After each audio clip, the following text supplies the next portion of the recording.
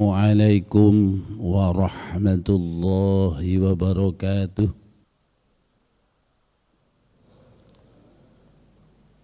Alhamdulillah. Alhamdulillahilladzi arsala rasulahu bil huda wa dinil haqq liyudhhirahu 'ala ad-dini kullih wa kafa billahi shahida.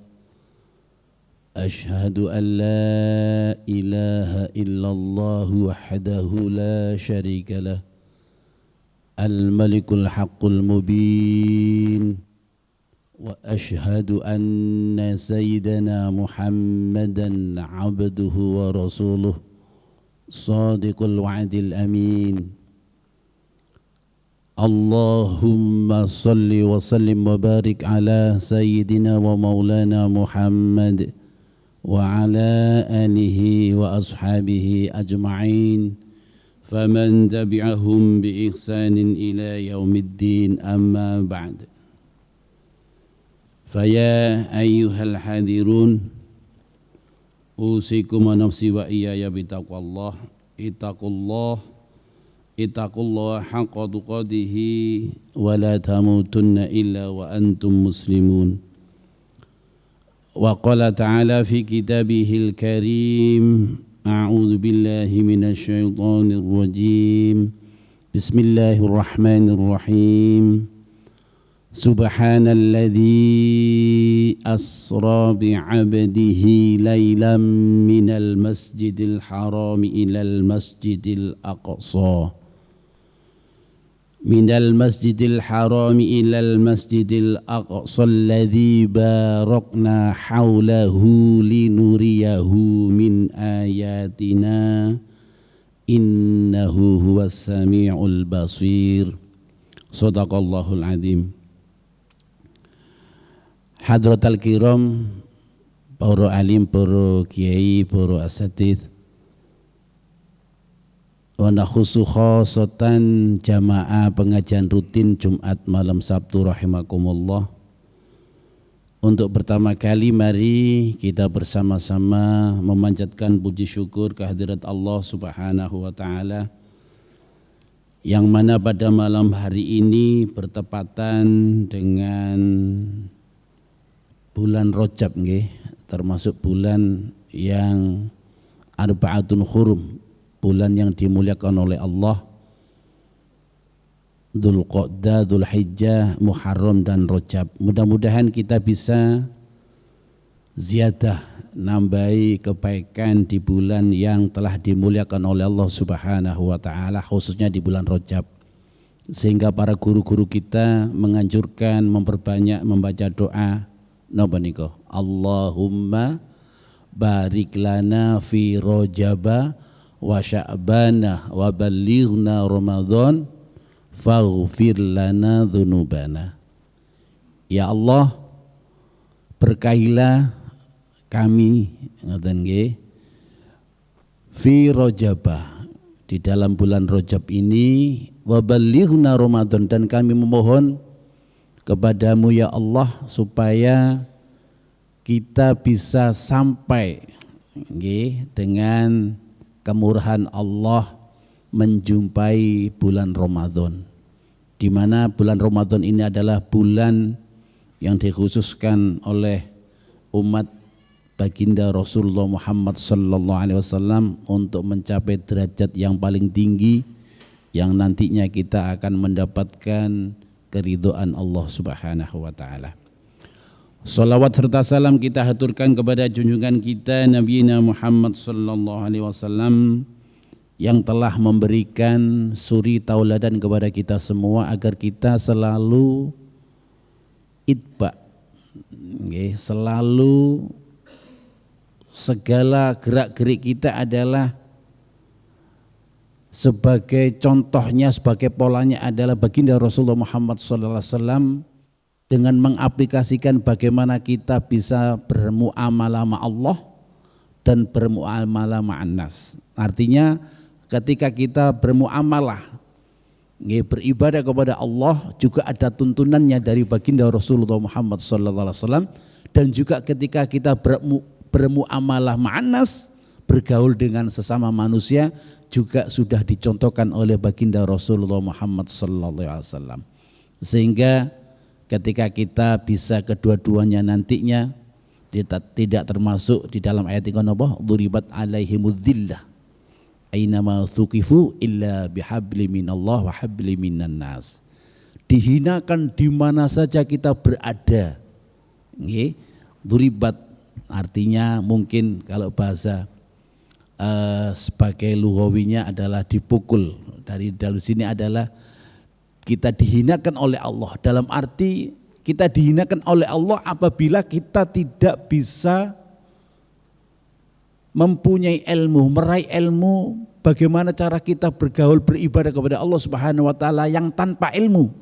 Kita akan dihinakan oleh Allah karena ibadah kita tanpa ilmu adalah tertolak oleh Allah Subhanahu wa taala. Juga dengan beribadah sesama manusia, artinya bermuamalah ma'annas, bergaul dengan sesama manusia, kita juga akan dihinakan kalau kita tidak punya ilmunya. Sehingga dua muamalah ini nantinya kita akan mendapatkan kesemuanya. Termasuk hasanah fid darain, baik di dunia maupun di akhirat kita sama-sama nanti meraih kesuksesan.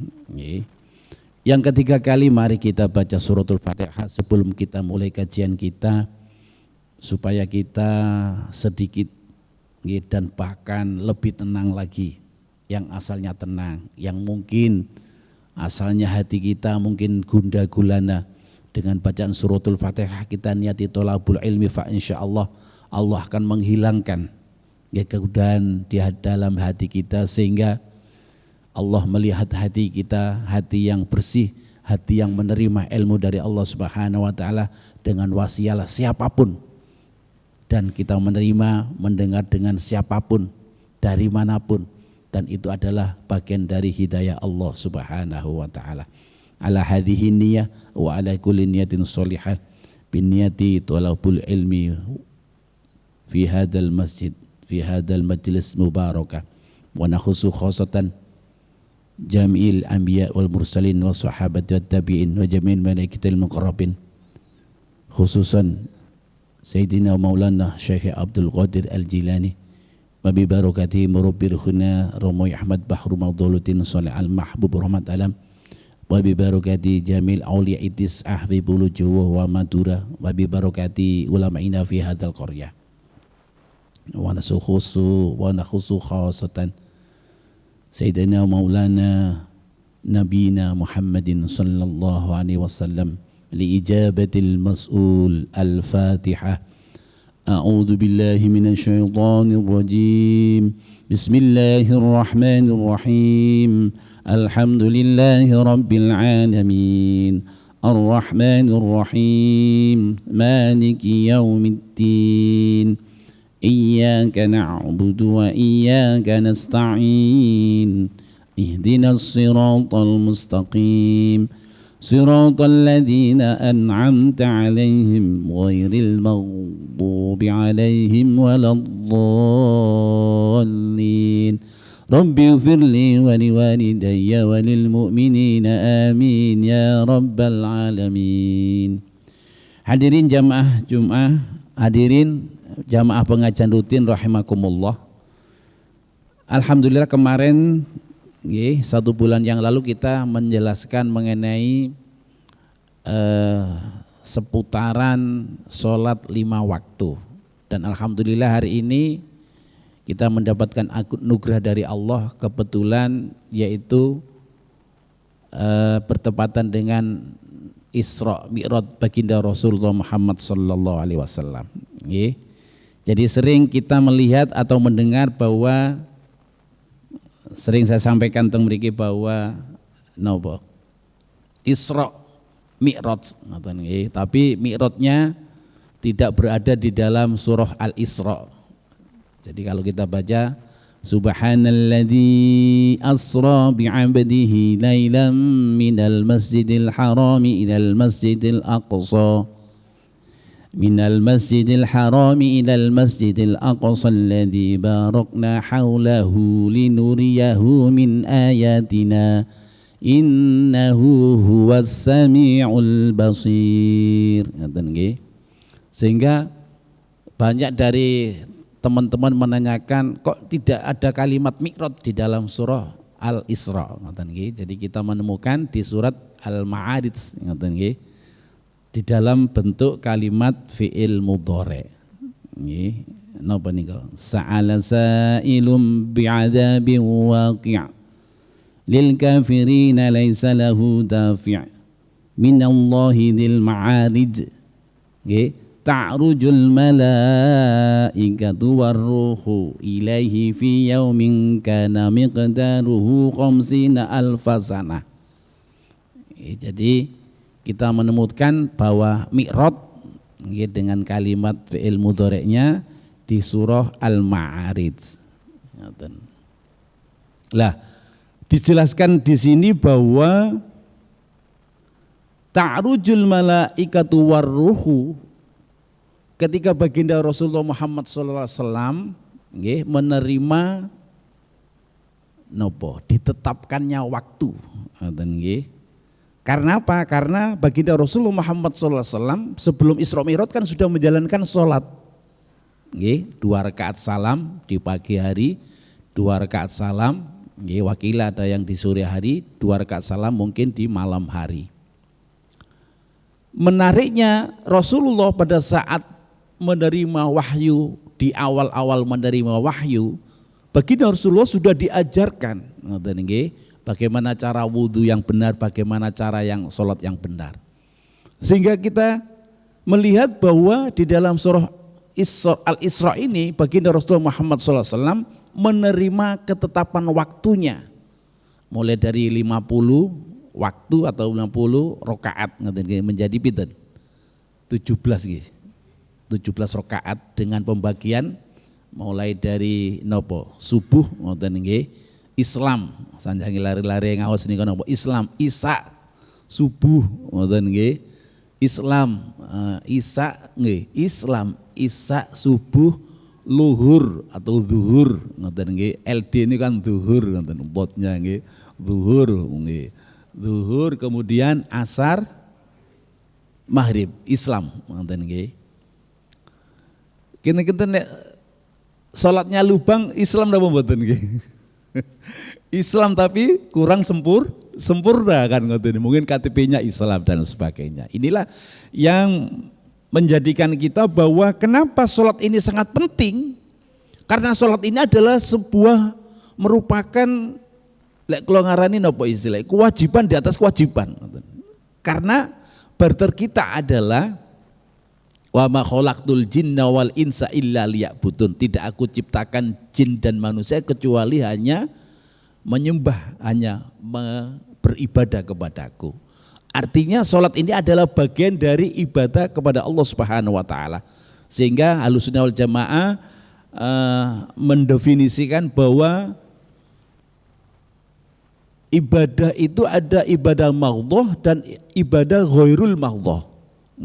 Jadi ibadah itu ada ibadah maghdhah, waktunya sudah ditentukan, tempatnya sudah ditentukan.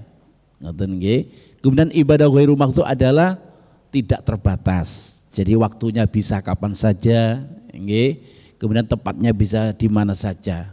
Apa contohnya? Ibadah haji, jelas waktunya ditentukan. Pada saat bulan haji, Dzulhijjah. Itu waktunya ditentukan, tempatnya ditentukan. Boleh enggak misalnya Ka'bahnya dipindah ke Surabaya biar enggak jauh-jauh? Tidak boleh, sudah ditentukan.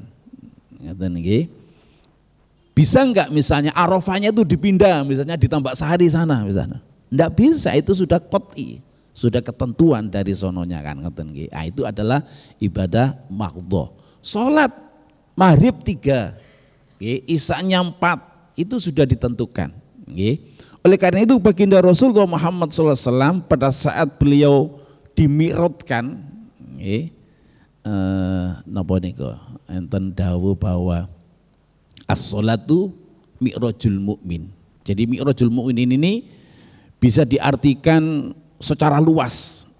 Ada kalanya bisa dikatakan khudur, ada kalanya dikatakan berdialog dengan Allah, ada kalanya memang yang mi'raj itu ada ruhnya sehingga kumpul dengan para malaikat, sehingga ada yang mengatakan bahwa sholat bersama-sama di ardul baydha, bumi putih, di alam ruh, lakukan sholat-sholat pertama orang-orang yang memang dipilih oleh Allah Subhanahu wa ta'ala. Ngoten nggih, nilai insyaallah tiang-tiang tarekat faham mengenai as-sholatu mi'rajul mukminin kan ngoten nggih. Nah, terus bagaimana ketika baginda Rasulullah Muhammad sallallahu alaihi wasallam, jadi ibadah itu ada mahdhu, ada ghairul mahdhu. Kemudian pada saat beliau menerima nggih, tugas dari Allah Subhanahu wa taala dan disampaikan kepada yang lainnya, sehingga ada seorang peneliti yang namanya Albert Einstein. Jadi kalau kita dulu masih sekolah di SMP, SMA itu ada relativitas waktu. Nopo Einstein ini E sama dengan MC kuadrat, tas imut MC kuadrat. Lah itu menunjukkan bahwa ta'rujul malaikatu warruhu ilaihi fi yaumin kana miqdaruhu khamsina alfasana. Jadi para malaikat menghadap kepada Allah Subhanahu wa taala, setelahnya langit ketujuh itu ada Sidratul Muntaha. Kemudian warruhu dan para malaikat Jibril bersama-sama, apalagi pada saat pas Isra Mi'raj kepada mengajak baginda Rasulullah Muhammad sallallahu alaihi wasallam. Kemudian ilaihi fi yaumin kana miqdaruhu. Kemudian disetarakan bahwa semalam itu setara dengan kalau kita perjalanan yang paling cepat. Mungkin kalau kecepatan cahaya dihitung sampai 10 pangkat berapa ngoten nggih. Itu kecepatan, sehingga ada kecepatan cahaya itu mungkin 1 detiknya itu berapa ratus ribu kilometer misalnya ngoten. Itu kecepatan cahaya. Dan ini di atas kecepatan cahaya itu bisa menempuh jarak sampai ke Sidratul Muntaha atau mungkin sampai ke langit 7 aja. Itu sekitar fi yaumin kana miqdaruhu khamsina alfasana. 50 setara dengan 50.000 tahun. Jadi kalau panjenengan sedaya umurnya 70 tahun, dihitung setelah matematik, itu kita di dunia ini cuman 2 menit 1 detik. Itu kalau 70 tahun. Kalau misalnya kita kurang dari 70 tahun, ya nggak sampai 1 menit mungkin kan, nggak sampai 2 menit. 2 menit 1 detik kalau usia kita adalah 70 tahun. Ini menunjukkan apa? Bahwa ini adalah dengan rangkaian kalimat dari Allah Subhanahu wa taala dengan firman-Nya Allah, sehingga diucapkan dari kalimat yang pertama, subhanalladzi, maha suci Allah, yang memperjalankan hambanya. Sinten hambanya? Yaitu baginda Rasulullah Muhammad sallallahu alaihi wasallam, lailan, pada malam hari, semalam itu saja. Dari Masjidil Haram ilal Masjidil Aqsa. Ketika panjenengan umroh atau haji dari Jeddah ke Madinah itu berapa kilo Pak? Itu bisa mungkin 8 jam sampai 12 jam. Jadi mungkin Surabaya Semarang, memang agak lumayan jauh. Ini tidak sampai ditempuh beberapa, 1 malam itu hitungannya sudah sampai ke Sidratul Muntaha, kembali lagi sampai ke langit 7, 6, 5, kembali lagi sampai ke Aqsa, Masjidil Aqsa, sampai ke Masjidil Haram lagi, itu satu malam, cuman semalam saja. Inilah kehebatan Allah Subhanahu wa taala, sehingga kita bisa mengapresiasikan bahwa Allah itu maha luar biasa besarnya. Allah itu maha luar biasa, sehingga sifat yang 20 itu kita tidak mengkotak, artinya cuma masa sifatnya Allah cuma 20, tidak. Itu hanya sebagian yang disampaikan saja, dan sifatnya Allah itu tidak terbatas. Jadi sifat 20 itu hanya memudahkan kita untuk bisa mengenal Allah. Sehingga agama-agama yang lain mengatakan, coba Islam itu cuman sifat Allah itu dibatasi cuma 20, bukan, keliru itu. Kita harus perlu belajar lagi akidah, kita harus perlu belajar lagi syariah, kita harus perlu belajar lagi mengenai akhlaknya. Termasuk di dalamnya adalah tasawuf. Sehingga kita paham ketika ada ayat yang seperti ini, kita paham dan mengangan-angan tadabbur ayat. Nggih, afala tatafakkarun, afala taqilun. Sehingga apa yang dikatakan bahwa Mi'raj ini yang berada di dalam surah Al-Ma'arij, nggih. Di situ dikatakan bahwa sa'ala sa'ilum bi'adzabin waqi'. Nggih. Jadi ada seorang bertanya tentang azab yang pasti akan terjadi. Jadi ketika ayat ini turun, apa yang disampaikan bahwa azab ini turun kepada siapa? Nggih. Pada saat itu diturun kepada siapa azab ini? Nggih. Jadi kemudian dari asbabun nuzulnya, nggih, dari As-Suddi radhiyallahu an, dia berkata ayat ini turun di Mekah berkenaan dengan Nadhr bin Haris. Tatkala berkata, azab ini diturunkan kepada siapa? Kemudian Allah menurunkan ayat yang kedua, lil kafirina laisa lahu dafi. Karena apa? Azab ini akan diturunkan kepada orang-orang kafir yang mengingkari. Nggih, termasuk mengingkari nopo? Perjalanan baginda Rasulullah Muhammad sallallahu alaihi wasallam. Bahwa Muhammad itu, kenapa katanya semalam dia dimi'rajkan kepada Allah sampai ke Sidratul Muntaha. Kemudian bagi orang-orang kafir yang tidak seorang pun dapat menolaknya, sehingga azab ini akan diturunkan oleh Allah kepada orang-orang kafir yang tentunya orang-orang kafir ini tidak akan menolaknya. Minallahi dzil ma'arid, karena azab dari Allah yang memiliki tempat-tempat yang naik. Itu tadi. Jadi mungkin mulai dari Sidratul mulai dari Masjidil Aqsa, ngoten nggih. Kita doakan mudah-mudahan Masjidil Aqsa dibebaskan dari segala macam bahaya dan umat-umat Islam saudara-saudara kita bisa berjamaah dengan tenang di sana ala hadiniyah wa ala kulli nasin sholihah wa nakhussu khosatan akhinal kiram sekitar Masjidil Aqsa wa Masjidil Aqsa supaya dibebaskan oleh Allah Subhanahu wa taala. Al-Fatihah. A'udzubillahi minasyaitonir rajim. Bismillahirrahmanirrahim. Iyyaka na'budu wa iyyaka nasta'in shiratal mustaqim shiratal ladzina Jadi dari Masjidil Aqsa ke langit yang pertama, ke langit yang kedua, ke langit yang ketiga, sampai ke langit yang ketujuh, sampai ke Sidratul Muntaha. Ini adalah tempat-tempat naik yang dimiliki oleh Allah Subhanahu wa taala. Sehingga di dalam lanjutannya ayat ta'rujul malaikatu warruhu ilaihi fi yaumin kana miqdaruhu khamsina alfasana. Setara 50 tahun perjalanan ketika kita menggunakan kendaraan yang paling canggih. Dan sampai sekarang teknologi teknokrat atau para ahli belum sampai bisa menembus, jangankan menembus di langit yang ketujuh, menembus lapisan ozon ini aja itu masih dapat perdebatan. Sehingga banyak kita lihat bumi datar, bumi bulat, masih ingat kita masih di mahasiswa itu Ustaz. Jadi ada yang pro bumi datar, ada yang pro bumi, dan itu adalah sebagai keilmuan kita semua.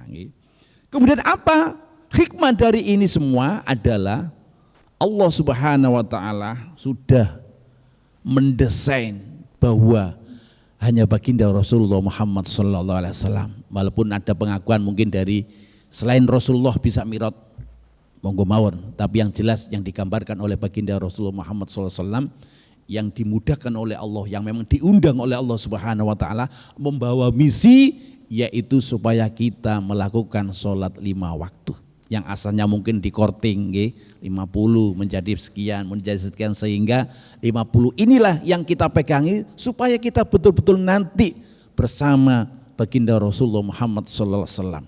Intinya kalau kita ingin kembali kepada habitat seperti Nabiullah Adam yang diinginkan, supaya kembali ke surganya Allah Subhanahu wa taala, tentunya kita harus melaksanakan yang namanya sholat. Seperti yang saya sampaikan tadi bahwa kalau lubang-lubang sholat kita insya Allah Islamnya kurang sempurna. Kemudian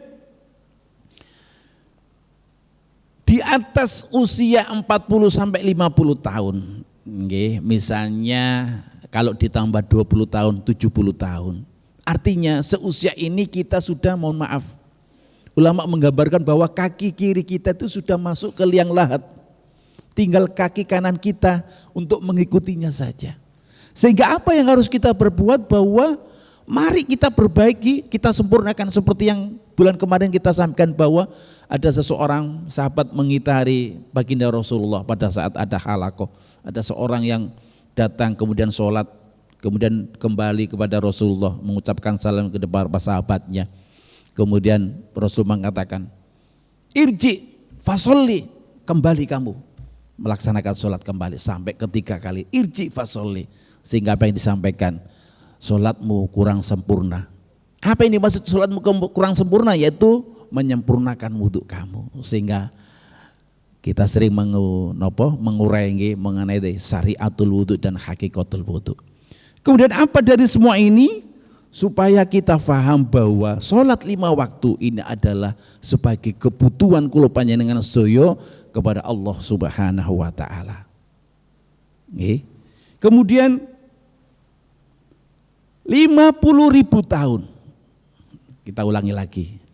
Kita usia yang di atas 50, artinya kaki kiri kita sudah masuk ke liang lahat, tinggal kaki kanan kita nunggu waktu kapan giliran kita dipanggil oleh Allah Subhanahu wa taala. Tentunya kita berharap pada saat kita dipanggil oleh Allah Subhanahu wa taala, kita sudah ditunjukkan tempat kita sudah ditunjukkan teman-teman kita, sehingga kita bisa mengucapkan inna lillahi wa inna ilaihi rajiun. Inna, sesungguhnya kita, lillahi adalah kepunyaan Allah, wa inna ilaihi, dan sesungguhnya kita akan dikembalikan kepada Allah Subhanahu wa taala. Kemudian di dalam hadis ini disebutkan, warwa Abu Hurairah radhiyallahu anin Nabi sallallahu alaihi wasallam. Jadi ini adalah salah satu di antara rahasia-rahasia sholat 5 waktu. Apa di antaranya itu adalah diriwayatkan dari Abu Hurairah radhiyallahu anin Nabi, Abi Hurairah saking baginda Rasulullah Muhammad sallallahu alaihi wasallam, annahu, sesungguhnya baginda, qala, berkata baginda Rasulullah Muhammad sallallahu alaihi wasallam. Apa yang disampaikan oleh baginda Rasulullah Muhammad sallallahu alaihi wasallam? Afqalus sholati, utawi luwe abote as-sholati sholat alal munafikina ing ngatasi wong-wong munafik. Kalau kita orang beriman, insya Allah sholat itu adalah sebagai kebutuhan kita. Tapi bagi orang-orang munafik itu adalah sesuatu yang sangat memberatkan. Apa yang sangat memberatkan orang-orang munafik ini? Sholatul isya'il akhirati, yaitu sholat berjamaah, baik di akhir sholat isya-nya, bahkan dia sangat sulit untuk melakukan yang namanya sholat berjamaah isya, wal fajri, dan sholat berjamaah subuh. Ini orang-orang munafik sangat berat sekali. Orang munafik ini yang Islam nama mboten. Kita mengukur apakah diri kita ini munafik atau tidak. Kita lihat apakah kita sering berjamaah sholat isya dan sholat subuh paket. Sehingga guru-guru kita di dalam bulan Ramadan mengatakan bahwa ketika kita Ramadan, usahakan sholat isya dan berjamaah sholat subuh. Pasti, pasti kamu akan mendapatkan yang namanya Lailatul Qadar. Napa niku? Hatta matla'il fajr. Lah, kalau misalnya kan ada yang mencari mulai tanggal 1 Ramadan sampai akhir Ramadan. Nggih. Tapi ketika kita berjamaah sholat isya berjamaah, sholat subuh berjamaah, dan itu berat bagi orang-orang munafik, fa insya Allah kita akan bisa dikatakan mendapatkan yang namanya Lailatul Qadar. Jadi para ulama kan banyak perselisihan, itu cuma 1 detik, itu cuma sekian detik dan sebagainya. Tapi kita yakini bahwa Lailatul Qadar itu adalah anugerah dari Allah Subhanahu wa taala, supaya kita sebagai umat baginda Rasul Muhammad SAW menyamai usia-usia umat para nabi yang dulu yang sangat panjang usianya, tapi kita umat baginda Rasul Muhammad SAW dengan usia yang sangat pendek, tapi ibadahnya mengalahkan umat-umat nabi-nabi yang terdahulu. Kemudian orang-orang munafik ini sangat berat untuk melakukan jamaah sholat isya dan jamaah sholat subuh. Walau ya'lamuna fihima minal ajri. Andaikan kita tahu rahasia di balik sholat berjamaah isya dan sholat subuh, khususnya sholat berjamaah subuh, la atauhuma walau habawa. Pasti kita akan mendatanginya, yang namanya sholat isya ataupun yang namanya sholat subuh, walaupun dengan merangkak. Ini menunjukkan bahwa rahasia di balik sholat berjamaah itu sangat luar biasa, yang nantinya kita akan dimudahkan oleh Allah Subhanahu wa taala. Salah satu di antaranya apa? Kalau kita sudah sering rutin sholat berjamaah, dibebaskan dari azab kubur, dimudahkan pada saat sakaratul maut, diberikan hisab yang sangat ringan. Sehingga ada hadis napa niku, awwalu ma yuhasabu bihil abdu yaumal qiyamah as-shalah. Jadi pada saat kita nanti yang pertama kali dihisab oleh Allah Subhanahu wa taala yaitu ibadah sholat kita kepada Allah Subhanahu wa taala. Sehingga jangan sampai kita mencuri di dalam sholat kita. Apa kata baginda Rasul Muhammad SAW? Pencuri yang paling curang, pencuri yang paling gembongi pencuri, yaitu pada saat kita mencuri sholat kita. Apa yang dimaksud mencuri sholat kita? Rukuk kita kurang sempurna, sujud kita kurang sempurna, artinya tumak ninanya tidak ada. Sehingga ada pro dan kontra di dalam pada saat melaksanakan sholat taraweh. Kita lihat di YouTube video-video, pinten Ustaz, sholat taraweh 20 rakaat sekian menit, itu menjadi kebanggaan. Pertanyaannya, sudahkah melaksanakan tumak nina yang telah dicontohkan oleh baginda Rasulullah Muhammad sallallahu alaihi wasallam? Lebih baik kan kita pakai surat pendek tapi tetap ada tumak ninanya, ada syarat rukunnya, sehingga kita betul-betul bahwa sholat ini tidak dikatakan bahwa mencuri di dalam sholat kita. Hati-hati, karena itu akan dihisab oleh Allah Subhanahu wa taala, sehingga awwalu ma yuhasabu bihil abdu yaumal qiyamah as-shalah.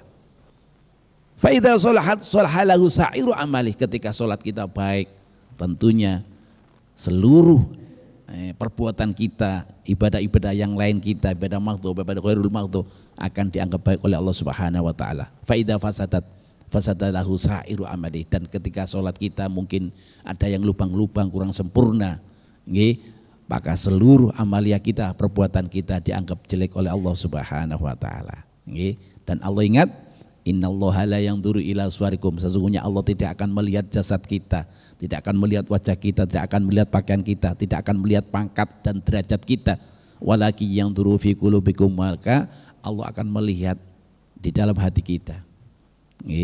Dan itulah supaya kita tahu bahwa orang-orang munafik ini sangat berat sekali untuk melakukan yang namanya sholat berjamaah isya dan sholat berjamaah subuh.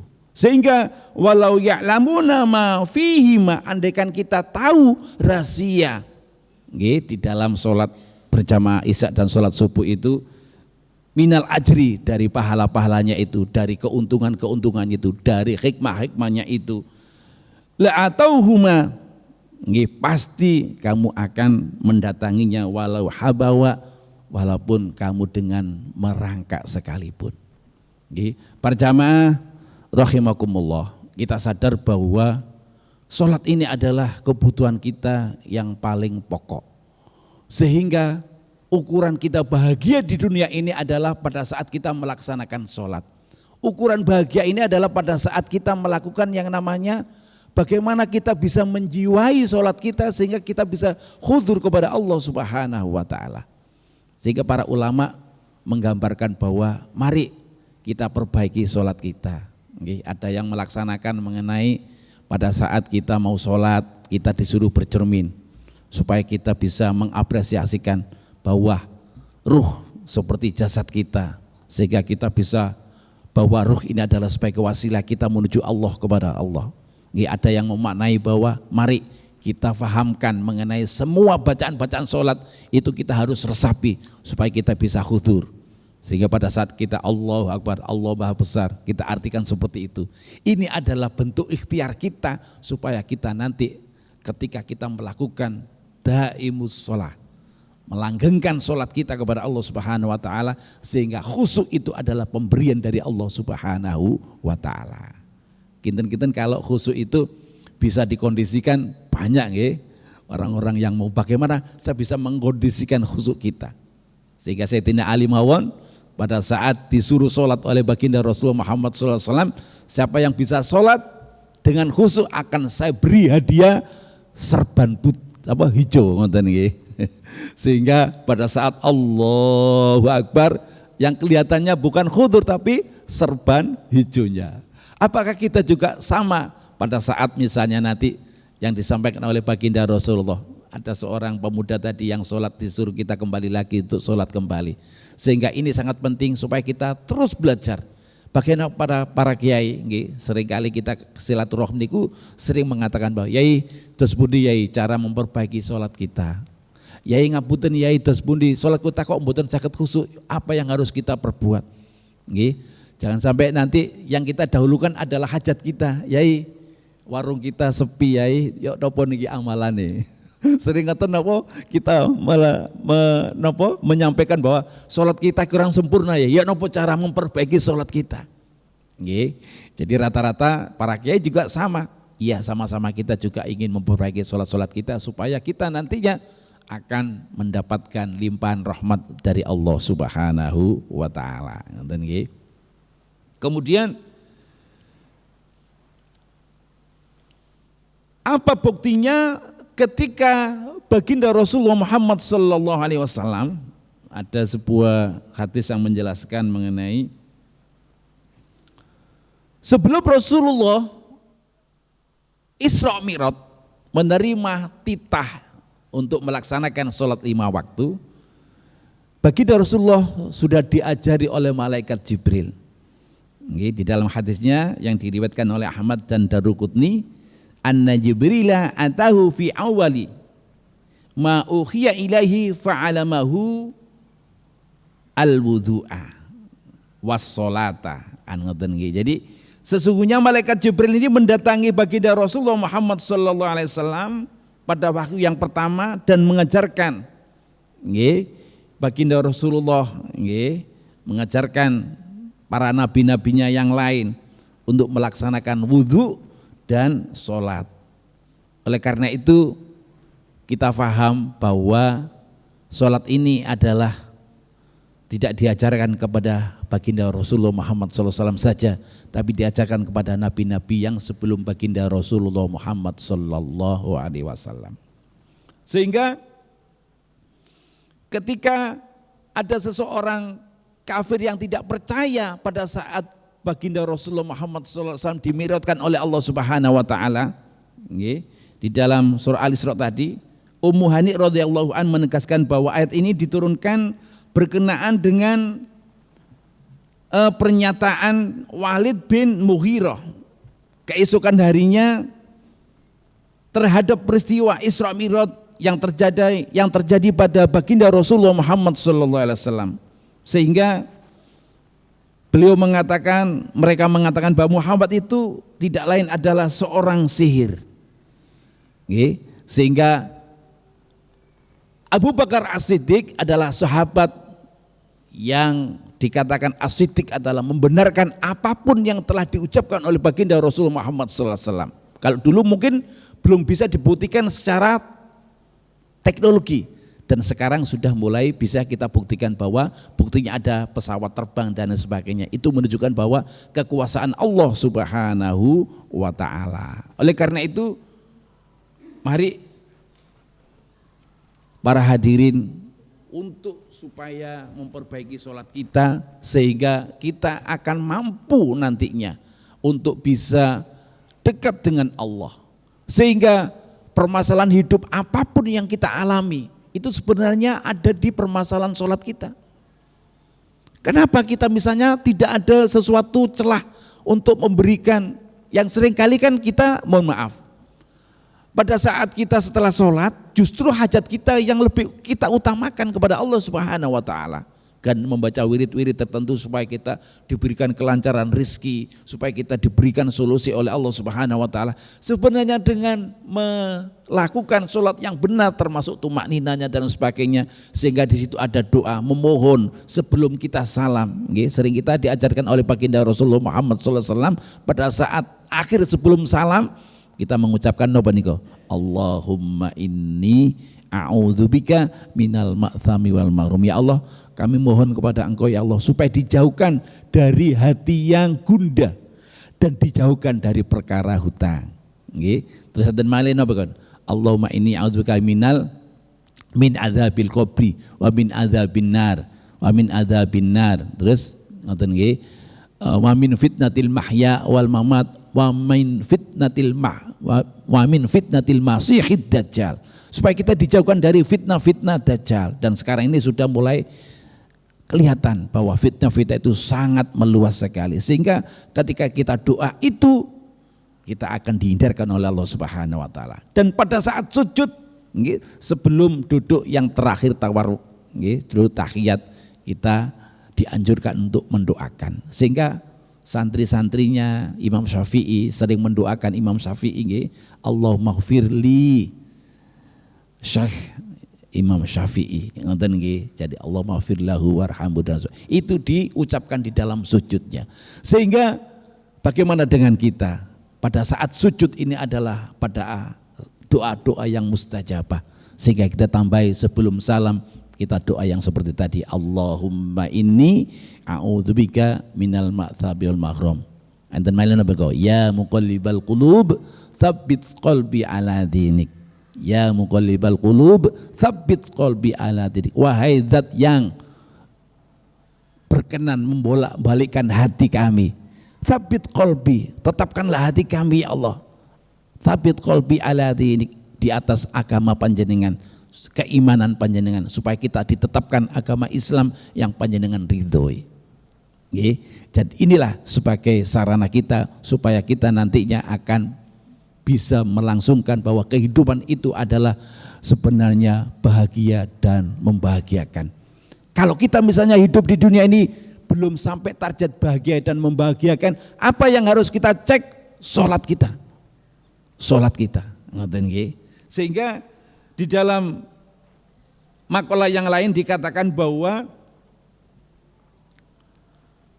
pada saat kita, diriwayatkan dari Atha rahimahullah fi qaulillahi ta'ala, rijalun la tulhihim tijaratun wala bai'un an dzikrillah qala syuhudus shalah al maktubah wa fi qaulihi ta'ala tatajafa junubuhum anil madaji'i qala salatul atamati. Jadi diriwayatkan dari Atha rahimahullah ta'ala bahwa perkataan rijalun la tulhihim tijaratun wala bai'un an dzikrillah atau dawu kang dikarepake zikir iku nekani jamaah salat fardu. Gandeng kare dawe Allah yaitu tatajafa junubuhum anil madaji'i. Nggih.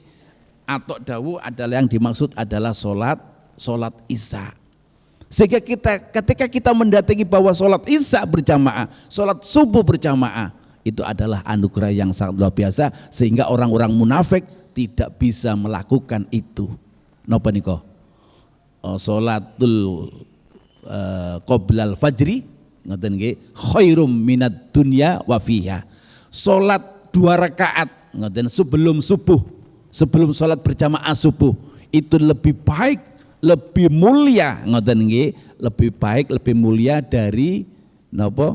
dunia dan seisinya. Kita bisa bayangkan yang punya kekayaan di dunia, kan ada urutannya ngoten nggih, itu lebih kaya dari kita yang melakukan sholat 2 rakaat subuh. Bisa dikatakan usolli sunnata subhi rakaataini qobliyatan lillahi ta'ala. Enten sing mengatakan usolli sunnatal fajri rakaataini ustaqbilal qiblati adaan lillahi ta'ala. Nggih, itu 2 rakaat sebelum subuh jangan sampai ditinggalkan. Khairum minad dunya wa fiha, dan lebih baik dari dunia dan isinya. Ngoten nggih.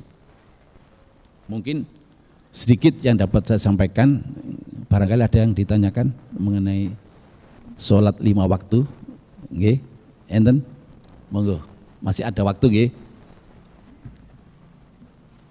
Pak Cahyo, monggo, barangkali ada yang ditanyakan, ngeten nggih. Jadi minimal gambarannya sudah jelas, ngeten nggih.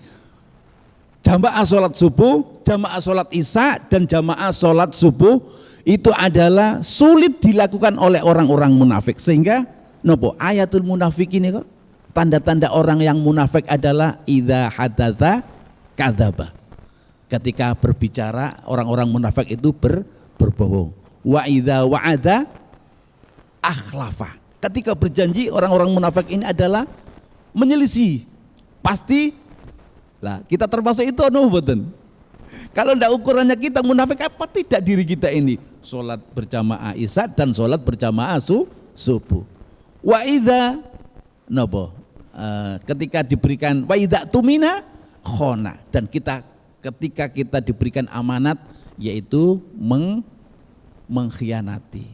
Diberikan amanat mungkin jadi pimpinan apa di perusahaan dan sebagainya, itu mengkhianati, artinya tidak sesuai dengan amanat yang diberikan oleh Allah Subhanahu wa taala. Sehingga Allah mengatakan innahu kana dzaluman jahula, sesungguhnya orang manusia itu adalah zalim dan jahil karena banyak meminta amanah tapi tidak beramanah kepada Allah Subhanahu wa taala. Sehingga tanda-tanda orang munafik ini adalah sulit untuk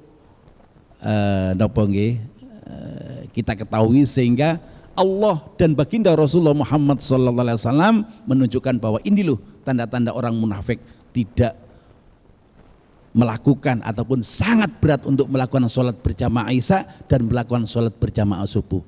Dan tadi bila berkata bohong, bila berjanji menyelisihi, bila diberikan amanat dia cidrai, tidak beramanat. Oleh karena itu ketika kita berjumpa di masyarakat luas ini, mari tanda-tanda ini kalau gitu kita harus waspada supaya kita bisa diselamatkan oleh Allah Subhanahu wa taala. Termasuk diri kita, munafik atau tidak, ukurannya adalah berjamaah sholat isya dan berjamaah sholat subuh.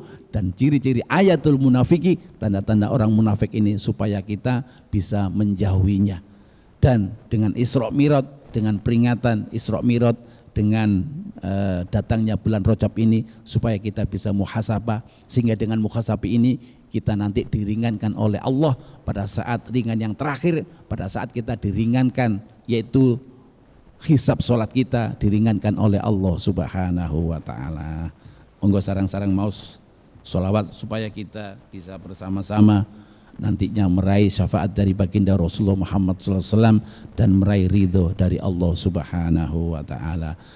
Rabbi fanfa'na bi barakatihim wahdinal husna bi hurmatihim wa amitna fi tariqatihim wa mu'afatim minal fitani. Rabbi fanfa'na ببركاتهم واهدنا الحسنى بحرماتهم وأمتنا في طريقتهم ومعافاة من الفتن. رب فانفعنا ببركاتهم واهدنا الحسنى بحرماتهم وأمتنا في طريقتهم ومعافاة من الفتن. Moga sareng-sareng Allahumma inni astaudi'uka ma 'allamtanihi fardudhu ilayya inda hajati ilaihi wa la tansanihi ya rabbal alamin. Allahumma inni astaudi'uka ma 'allamtanihi fardudhu ilayya inda hajati ilaihi wa la tansanihi ya rabbal alamin. Allahumma inni astaudi'uka ma 'allamtanihi fardudhu ilayya inda hajati ilaihi wa la tansanihi ya rabbal alamin. Akhirul kalam, subhanakallahumma wa bihamdika asyhadu an la ilaha illa anta astaghfiruka wa atubu ilaik. Wallahul muwaffiq ila aqwamit thoriq. Wassalamu alaikum warahmatullahi wabarakatuh.